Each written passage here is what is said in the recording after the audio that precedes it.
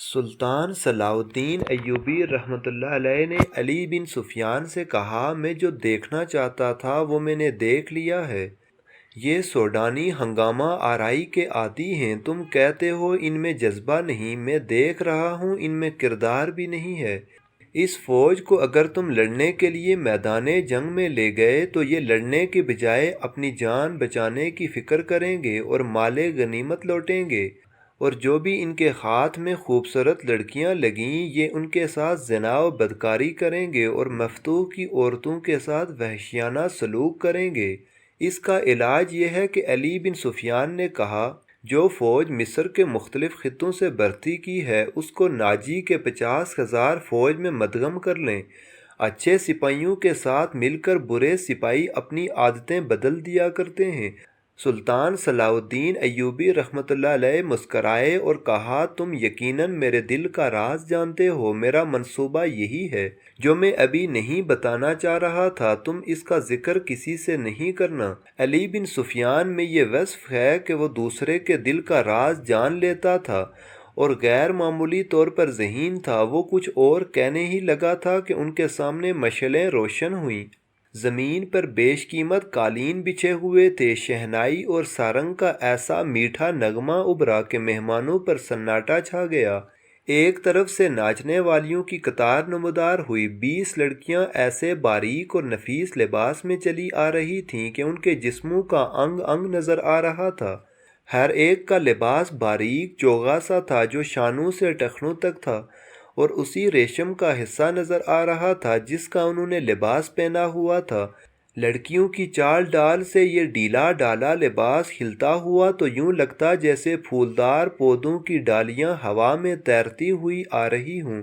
لباس کا رنگ جدا تھا، ہر ایک کی شکل و صورت ایک دوسرے سے مختلف تھی، لیکن نظر جھلک میں ساری ایک ہی جیسی تھیں۔ ان کی مرمری بازو اریاں تھے اور چلتی آ رہی تھیں لیکن قدم اٹھتے نظر نہیں آ رہے تھے، وہ ہوا کی لہروں کی مانند وہ نیم دائرے میں ہو کر رہ گئیں۔ سلطان صلاح الدین ایوبی کی طرف تعظیم کے لیے جھکی تو سب کے بال سرک کر شانوں پر آ گئے۔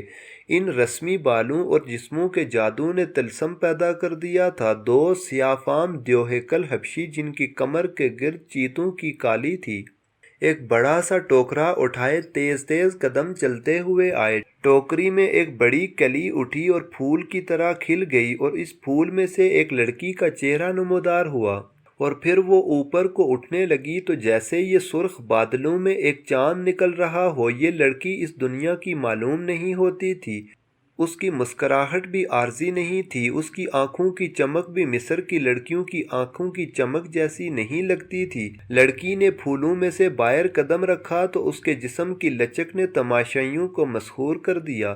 علی بن سفیان نے سلطان صلاح الدین ایوبی رحمۃ اللہ علیہ کی طرف دیکھا، اس کے ہونٹوں پر مسکراہٹ تھی۔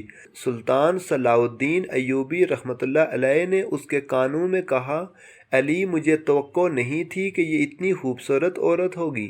ناجی نے سلطان صلاح الدین ایوبی رحمۃ اللہ علیہ کے پاس آ کر کہا، امیر مصر، آپ کا اقبال بلند ہو، اس لڑکی کا نام زکوئی ہے، اسے میں نے آپ کی خاطر سکندریہ سے بلوایا ہے۔ یہ پیشہ ور رقاصہ ہے، یہ طوائف بھی نہیں، اس کو رقص سے پیار ہے، شوقیہ ناچتی ہے، کسی محفل میں بھی تنہا نہیں جاتی۔ میں اس کے باپ کو جانتا ہوں، ساحل پر مچھلیوں کا کاروبار کرتا ہے۔ یہ لڑکی آپ کی عقیدت مند ہے، آپ کو پیغمبر مانتی ہے۔ میں اتفاق سے اس کے گھر اس کے باپ سے ملنے گیا تو اس لڑکی نے کہا، سنا ہے سلطان صلاح الدین ایوبی امیر مصر بن کر آئے ہیں، اللہ کے نام پر مجھے اس سے ملوا دو۔ میرے پاس اپنی جان اور رقص کے سوا کچھ بھی نہیں جو میں اس عظیم ہستی کے پاؤں میں پیش کر سکوں۔ قابل صد احترام امیر، میں نے آپ سے رقص اور ناچ کی اجازت اس لیے مانگی تھی کہ میں اس لڑکی کو آپ کے حضور پیش کرنا چاہتا تھا۔ سلطان صلاح الدین نے کہا، کیا آپ نے اسے بتایا تھا کہ میں کسی لڑکی کو رقص یا عریانی کی حالت میں اپنے سامنے نہیں دیکھ سکتا؟ یہ لڑکیاں جنہیں آپ ملبوس لائے ہیں بالکل ننگی ہیں، سلطان صلاح الدین ایوبی نے کہا۔ ناجی نے کہا، اعلی مقام، میں نے بتایا تھا کہ امیر مصر رقص کو پسند نہیں کرتے، لیکن یہ کہتی تھی کہ امیر مصر میرا رقص پسند کریں گے کیونکہ اس میں گناہ کی دعوت نہیں، یہ ایک باعزت لڑکی کا رقص ہوگا۔ میں ایوبی کے حضور اپنا جسم نہیں اپنا رقص پیش کروں گی۔ اگر میں مرد ہوتی تو سلطان کی جان کی حفاظت کے لیے محافظ دستے میں شامل ہو جاتی۔ ناجی نے خسیانہ ہو کر کہا، آپ کیا کہنا چاہتے ہیں؟ اپنے پاس بلا کر ایوبی نے کہا کہ تم لوگوں کے سامنے اپنا جسم ننگا کر کے بہت اچھا ناچتی ہو۔ اسے اس پر شاباش دوں کہ تم نے مردوں کے جنسی جذبات بھڑکانے میں خوب مہارت حاصل کی ہے۔ سلطان صلاح الدین ایوبی نے پوچھا تو ناجی نے جواب دیا، نہیں امیر مصر، میں اسے اس وعدے پر یہاں لایا ہوں کہ آپ اسے شرف بازیابی بخشیں گے۔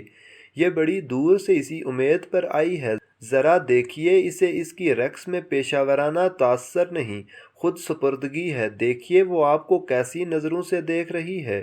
بے شک عبادت صرف اللہ کی جاتی ہے، لیکن یہ رقص کی اداؤں سے عقیدت سے آپ کی عبادت کر رہی ہے۔ آپ اسے اپنے خیمے میں اندر آنے کی اجازت دیں، تھوڑی سی دیر کے لیے اسے وہ ماں سمجھیں جس کی کوکھ سے اسلام کے جانباز پیدا ہوں گے۔ یہ اپنے بچوں کو فخر سے بتایا کرے گی کہ میں سلطان صلاح الدین سے تنہائی میں باتیں کرنے کا شرف حاصل کر چکی ہوں۔ ناجی نے نہایت پراسر اور خوشامدی لہجے میں سلطان صلاح الدین ایوبی رحمۃ اللہ علیہ سے منوا لیا کہ یہ لڑکی جسے ناجی نے ایک بردہ فروش سے خریدا تھا، شریف باپ کی باعصمت بیٹی ہے۔ ناجی نے سلطان صلاح الدین ایوبی سے کہلوایا کہ اچھا اسے میرے خیمے میں بھیج دینا۔ زکوئی نہایت آہستہ آہستہ جسم کو بل دیتی اور بار بار سلطان صلاح الدین ایوبی کی طرف دیکھ کر مسکرا رہی تھی۔ باقی لڑکیاں تتلیوں کی طرح جیسے اس کے پاس اڑ رہی تھیں۔ یہ ناچ کود والا رقص نہیں تھا، شعلوں کی روشنی میں بھی تو یوں لگتا تھا جیسے ہلکے نیلے شفاف پانی میں جل پریاں تیر رہی ہوں۔ چاندنی کا اپنا ایک تاثر تھا۔ سلطان صلاح الدین ایوبی کے متعلق کوئی نہیں بتا سکتا تھا کہ وہ بیٹھ کر کیا سوچ رہا تھا۔ ناجی کے سپاہی جو شراب پی کر ہنگامہ آرائی کر رہے تھے بھی جیسے مر گئے تھے۔ زمین اور آسمان پر وجد طاری تھا۔ ناجی اپنی کامیابی پر بہت مسرور تھا اور رات گزرتی جا رہی تھی۔ نصف شب کے بعد سلطان صلاح الدین ایوبی اپنے خیمے میں داخل ہوا جو ناجی نے نصف کیا تھا۔ اندر اس نے قالین بچھا دیے تھے، پلنگ پر چیتے کی کھال کی مانند پلنگ پوشت تھا۔ فانوس جو رکھوایا تھا اس کی ہلکی نیلی روشنی سحر کی شفاف چاندنی کی مانند لگتی اور اندر کی فضا عطر بیز تھی۔ خیمے کے اندر ریشمی پردے آویزاں تھے۔ ناجی سلطان صلاح الدین ایوبی کے ساتھ خیمے میں اندر گیا اور اس سے ذرا سی دیر کے لیے بھیج دو، میں وعدہ خلافی سے بہت ڈرتا ہوں۔ سلطان صلاح الدین ایوبی نے کہا اور ناجی ہرن کی طرح چوکڑیاں برتا خیمے سے باہر گیا۔ تھوڑا ہی وقت گزرا تھا کہ سلطان صلاح الدین ایوبی کے محافظوں نے ایک رقاصہ کو اس کے خیمے کی طرف آتے دیکھا۔ خیمے کی ہر طرف مشعلیں روشن تھیں۔ روشنی کا یہ انتظام علی بن سفیان نے کیا تھا کہ رات کے وقت محافظ گرد و پیش میں اچھی طرح سے دیکھ سکیں۔ رقاصہ قریب آئی تو انہوں نے اسے پہچان لیا۔ انہوں نے اسے رقص کرتے دیکھا تھا۔ یہ وہی لڑکی تھی جو ٹوکرے میں سے نکلی تھی، وہ زکوئی تھی، وہ رقص لباس میں تھی۔ اس کا جسم توبہ شکن تھا۔ محافظوں کے کمانڈر نے اسے روک لیا۔ زکوئی نے بتایا کہ اسے امیر مصر نے بلوایا ہے۔ کمانڈر نے اسے بتایا کہ یہ ان امیروں میں سے نہیں کہ یہ تم جیسی فاحشہ لڑکیوں کے ساتھ راتیں گزارے۔ آپ ان سے پوچھ لیں، میں بن بلائے آنے کی جرات نہیں کر سکتی۔ ان کا بلاوا تم کو کس نے دیا؟ کمانڈر نے پوچھا۔ ناجی نے کہا کہ تمہیں امیر مصر بلا رہے ہیں، کہتے ہو تو میں چلی جاتی ہوں۔ امیر نے جواب طلبی کی تو تم خود بھگت لینا، زکوئی نے کہا۔ کمانڈر تسلیم نہیں کر سکتا تھا کہ امیر مصر نے ایک رقاصہ کو اپنے خیمے میں بلوایا ہے۔ وہ سلطان صلاح الدین ایوبی رحمۃ اللہ علیہ کے کردار سے واقف تھے۔ وہ اس کے اس حکم سے بھی واقف تھا کہ ناچنے گانے والیوں سے تعلق رکھنے والے کو 100 درے بھی مارے جائیں گے۔ کمانڈر ششوپنج میں پڑ گیا۔ سوچ سوچ کر اس نے ہمت کی اور سلطان صلاح الدین رحمۃ اللہ علیہ کے خیمے میں اندر چلا گیا۔ سلطان صلاح الدین ایوبی اندر ٹہل رہا تھا۔ کمانڈر نے ڈرتے ڈرتے کہا، باہر ایک رقاصہ کھڑی ہے، کہتی ہے کہ حضور نے اسے بلوایا ہے۔ سلطان صلاح الدین ایوبی نے کہا، اسے اندر بھیج دو۔ کمانڈر باہر نکلا اور زکوئی کو اندر بھیج دیا۔ سپاہیوں کو توقع تھی کہ ان کا امیر اور سالار اس لڑکی کو باہر نکال دے گا۔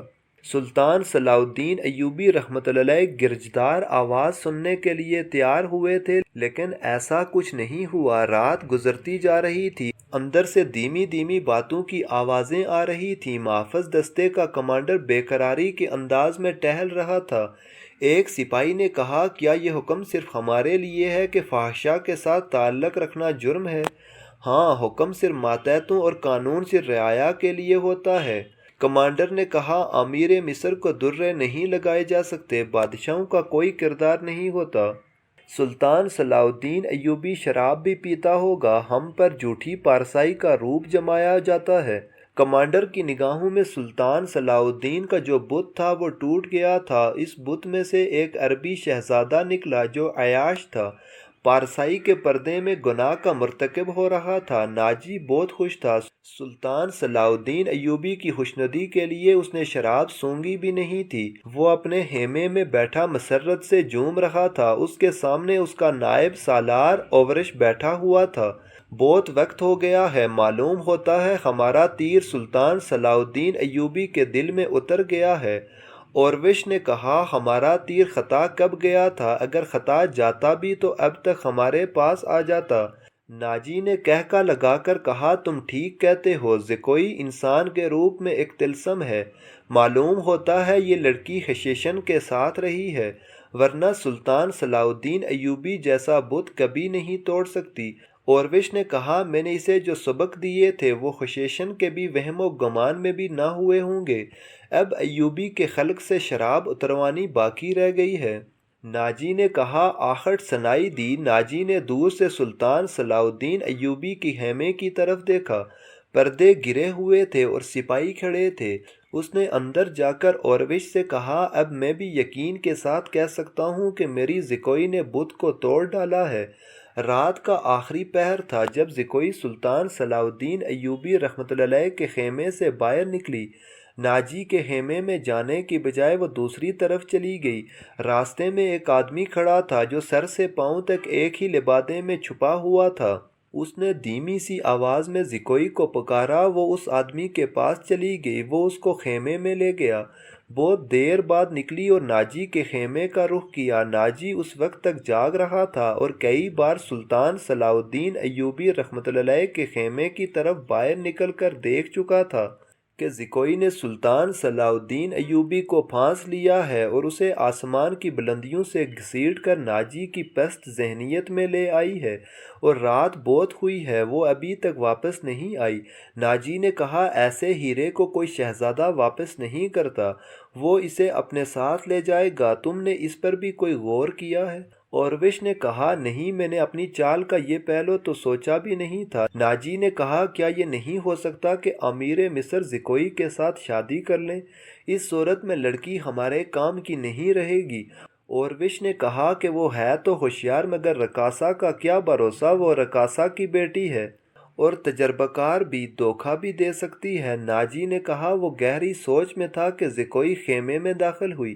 اس نے ہنس کر کہا، اپنے امیر مصر کا وزن کرو، لاؤ اتنا سونا، آپ نے میرا یہی انعام مقرر کیا تھا نا؟ یہ داستان سننے والوں کے ذہن میں یقیناً یہی سوال پیدا ہو رہے ہوں گے کہ کیا زکوئی نے واقعی میں سلطان صلاح الدین ایوبی کو اپنے حسن کے سمندر میں ڈبو دیا تھا جس طرح ناجی سوچ رہا تھا، یا کوئی اور بات تھی؟ اس راز سے پردہ اٹھائیں گے اگلی ایپیسوڈ میں۔